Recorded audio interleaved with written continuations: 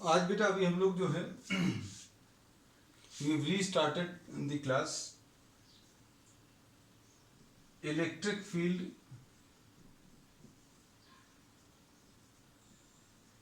Due to a dipole. और इसमें जो अभी हम लोग ले रहे हैं वो इक्वेटोरियल पोजीशन।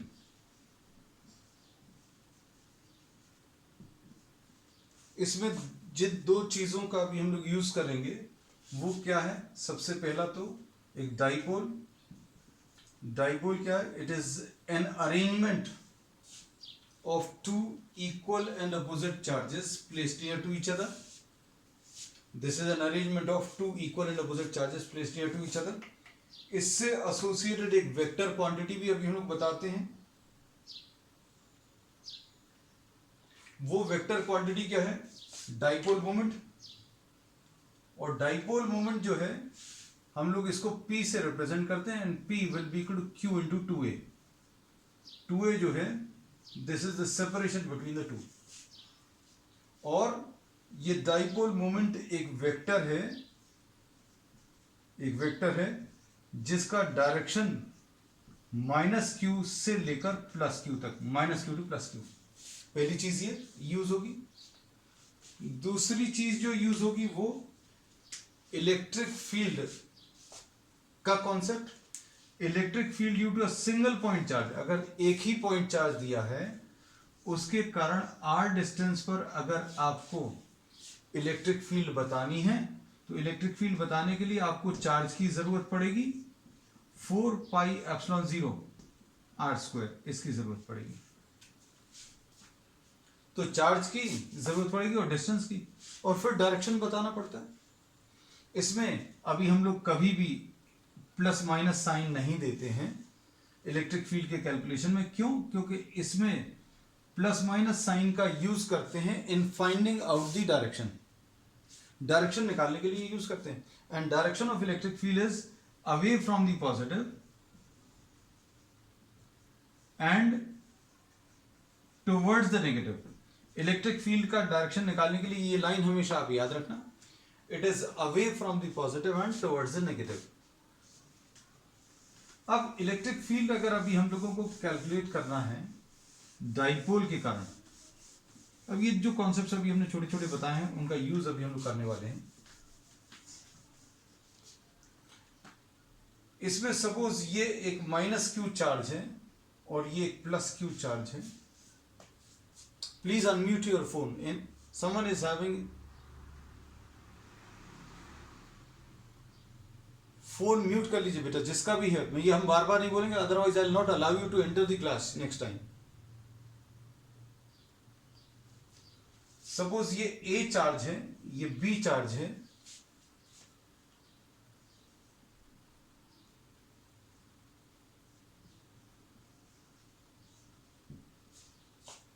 और इलेक्ट्रिक फील्ड जो आपको बतानी है वो इस पॉइंट पर बतानी है। Suppose this is named as C, इसको C नाम दे दे रहे हैं। इलेक्ट्रिक फील्ड एट C, ये A है, ये A है, ये R है। Electric field at C due to charge at A। C point पर electric field due to charge at A कैसे पता चलेगा? Q/4πε0। इसको अभी हम लोग CA का स्क्वायर लिख दे रहे हैं।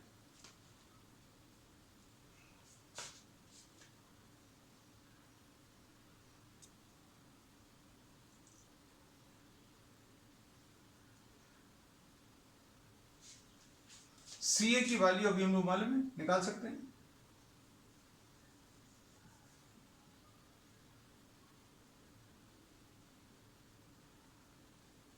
CA is √a² + r²। CA की वैल्यू भी यही है और CB की वैल्यू भी यही है। CA और CB बराबर हैं, ये भी हमने इक्वल मार्क कर लिए।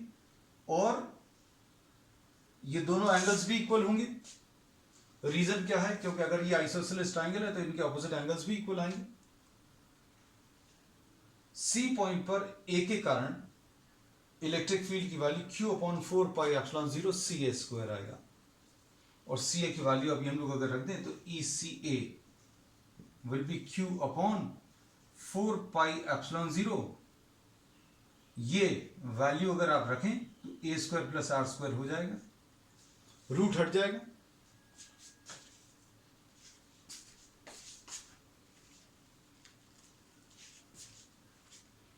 और इसका डायरेक्शन कैसा रहेगा? Direction will be towards the negative, ये मार्क कर लिया ECA। अब इसके बाद electric field at C due to charge at B, C point पर B के कारण, C पॉइंट पर इस B चार्ज के कारण इलेक्ट्रिक फील्ड की वैल्यू आ जाएगी Q अपॉन 4πε0 CB²। तो ये कितना आ जाएगा? CB की वैल्यू रखने पर Q अपॉन 4πε0 CB की ये वैल्यू है √A² प्लस R², और ये स्क्वायर करना है तो रूट हट जाएगा, A² प्लस R², ऐसा कुछ आ जाएगा। और इसका डायरेक्शन C पॉइंट पर इस पॉजिटिव चार्ज के कारण electric field will be away from the positive. तो ये अभी हम लोगों ने मार्क कर ली। ये देखो, ये दोनों अप्रोक्सीमेटली सेम बनाना, ये away from the positive ECB towards the negative ECA, ये दोनों अभी हम लोगों ने इक्वल बनाए हैं। इक्वल इसलिए बनाए क्योंकि अगर आप ध्यान से देखें तो ECA और ECB की वैल्यू परफेक्टली सेम आ रही। कारण क्या है सेम होने का? क्योंकि C पॉइंट का A से डिस्टेंस और C पॉइंट का B से डिस्टेंस सेम है, पहला कारण ये है। दूसरा, C पॉइंट पर इस चार्ज के कारण कैलकुलेट कर रहे हैं, ये Q है, और C पॉइंट पर इसके कारण कैलकुलेट कर रहे हैं, ये भी प्लस Q है।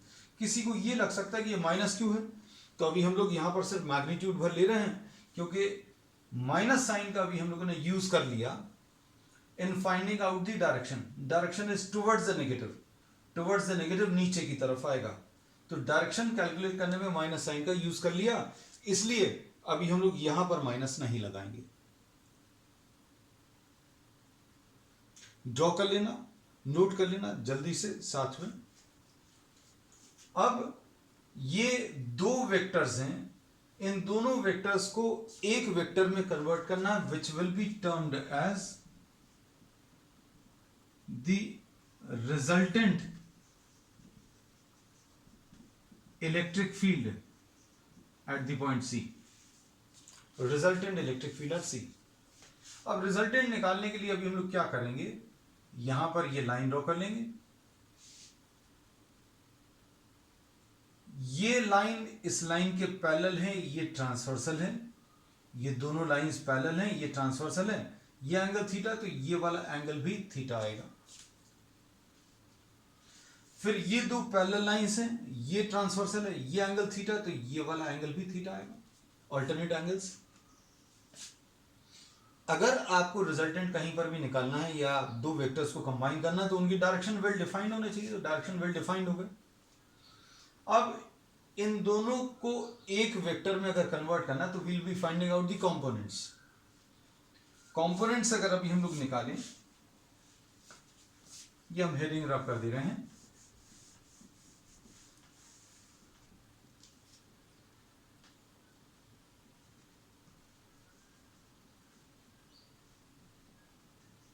कंपोनेंट्स निकालने का तरीका, इसमें कई लोगों को दिक्कत जाती है, तो अभी हम ये कहते हैं कि आप इस डायरेक्शन को इंग्लिश में कैसा बोलेंगे, this direction is left and downwards.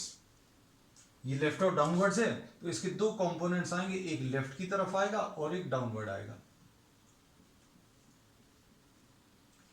और इसमें अभी हम लोग ये कहते हैं कि दोनों में ECA आएगा, ECA तो है, यहां पर भी ECA आएगा।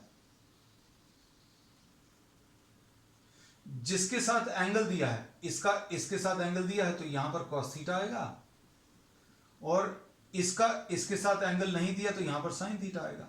ये याद रखने का तरीका हो सकता है।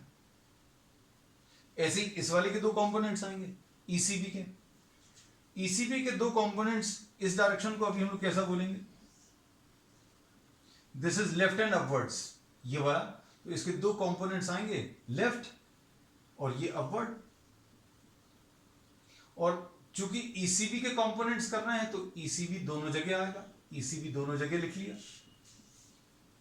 फिर अभी हम लोग क्या बोलते हैं कि इसका जिसके साथ एंगल दिया है वहां पर कॉस थीटा, इसका जिसके साथ एंगल नहीं दिया वो साइन थीटा। ये आ गया।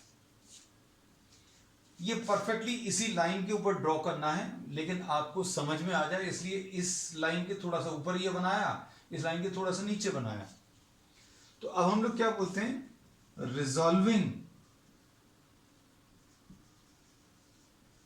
ECA and ECB into its rectangular components,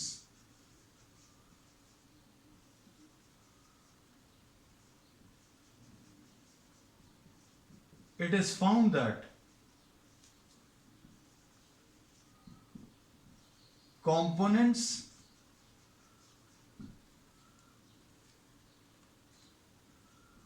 ECA sin theta and ECB sin theta cancel each other.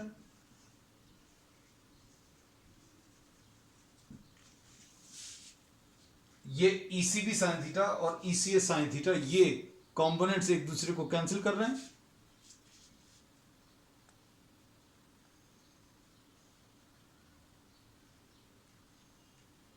अब बच क्या रहा है?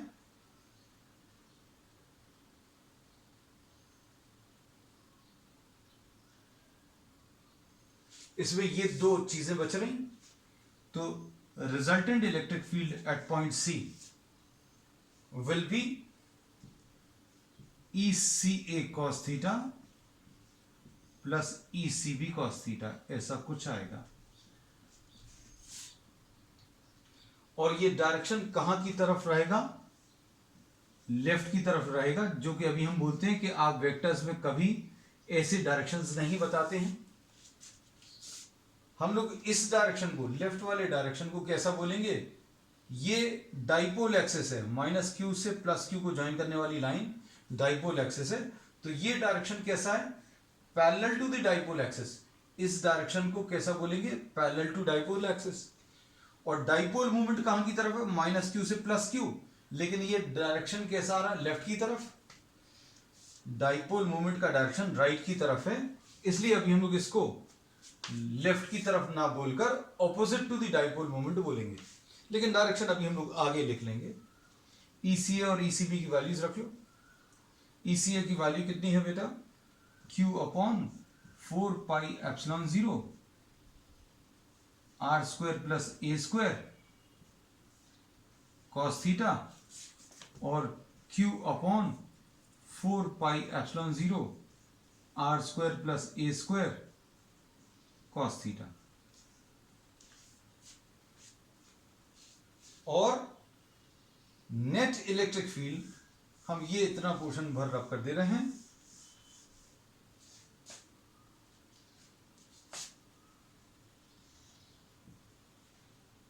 विल बी इक्वल टू, दोनों को अगर आप ऐड करेंगे, दोनों क्वांटिटीज एग्जैक्टली आइडेंटिकल हैं, 2Q cos theta upon 4 pi epsilon 0 R square plus A square, ऐसा कुछ आएगा।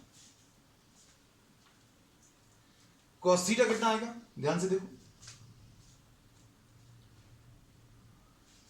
cos theta will be base upon hypotenuse. तो यह आ जाएगा 2Q into cos theta is base upon hypotenuse under root of A square plus R square। ये लिख लिया। और जो लिखा हुआ था वो भी लिख लें, 4 pi epsilon 0 4 pi epsilon 0 R square plus A square.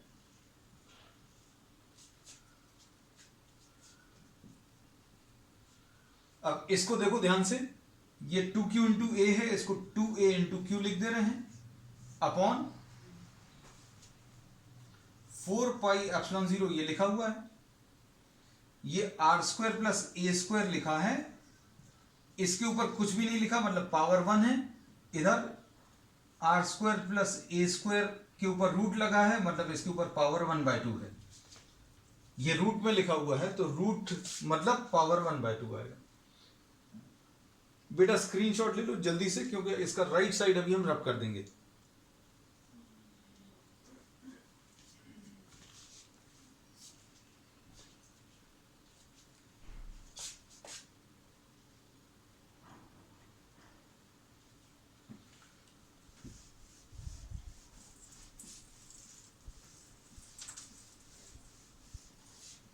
तो अब electric field at point C कैसे मिलेगा? 2a इंटू क्यू लिखा है, तो 2a इंटू क्यू ये p होता है upon 4 pi epsilon 0 R square plus A square के ऊपर कितना था, यहां पर 1 था और ये 1/2 था। 1 और 1/2 को अगर आप ऐड करोगे तो ये 3/2 आएगा। और अच्छे से सुनना और नोट भी करना। वैल्यू तो पता चल गई हमें, इलेक्ट्रिक फील्ड की इतनी आई है, लेकिन डायरेक्शन भी पता चल गया है। हम लोगों ने लेफ्ट लिखा था, उसको काट भी दिया था कि ऐसा नहीं बोलते हैं। Direction of this electric field is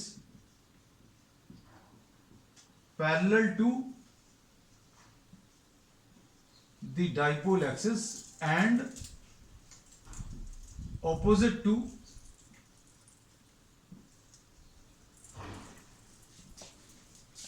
dipole moment का डायरेक्शन कहां से कहां है? माइनस क्यू से प्लस क्यू, मतलब राइट की तरफ है। और ये इलेक्ट्रिक फील्ड कहां की तरफ आई है? ऑपोजिट की तरफ, ऑपोजिट डायरेक्शन में, लेफ्ट की तरफ। तो direction of this electric field is parallel to the dipole axis and opposite to the dipole moment, ऐसा कह सकते हैं।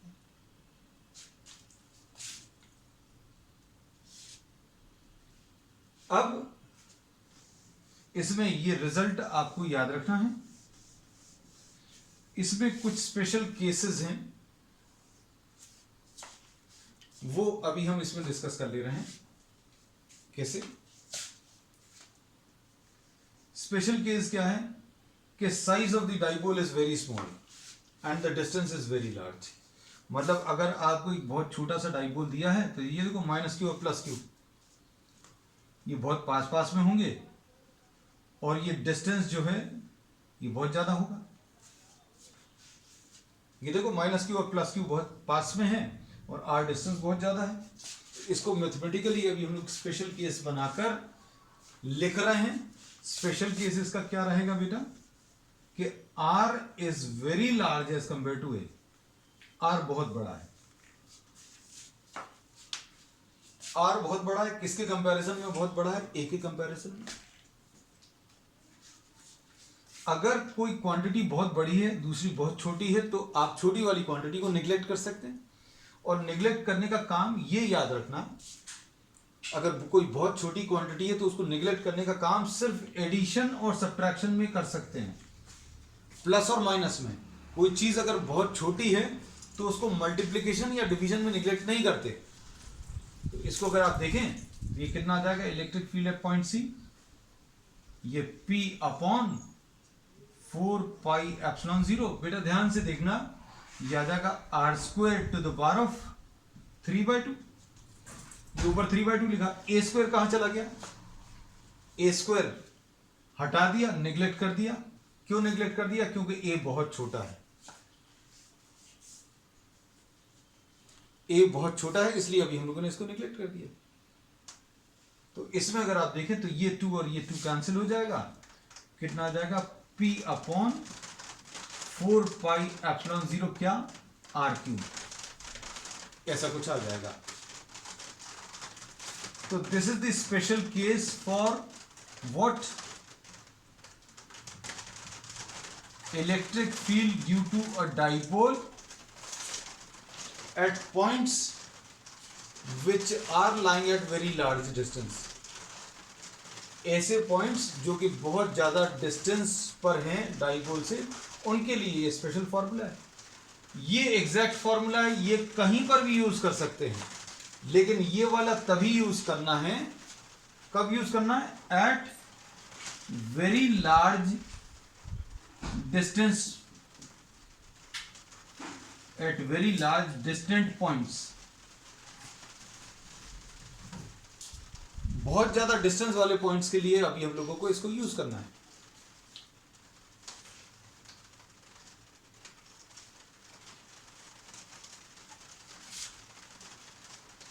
नोट कर लो बेटा जल्दी से, फिर अभी हम आगे का इसका एक और स्पेशल केसेस में डिस्कस कर लें।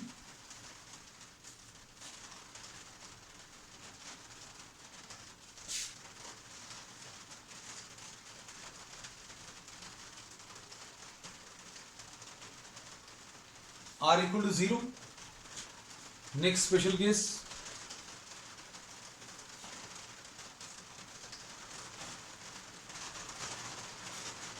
R equal to 0 अगर अभी हम लोग रखेंगे तो इलेक्ट्रिक फील्ड जो मिलेगी कैसी मिलेगी? P upon 4 pi epsilon 0।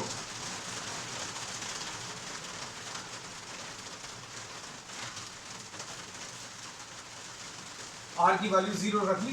R की वैल्यू 0 का मतलब क्या है? At the centre of the dipole,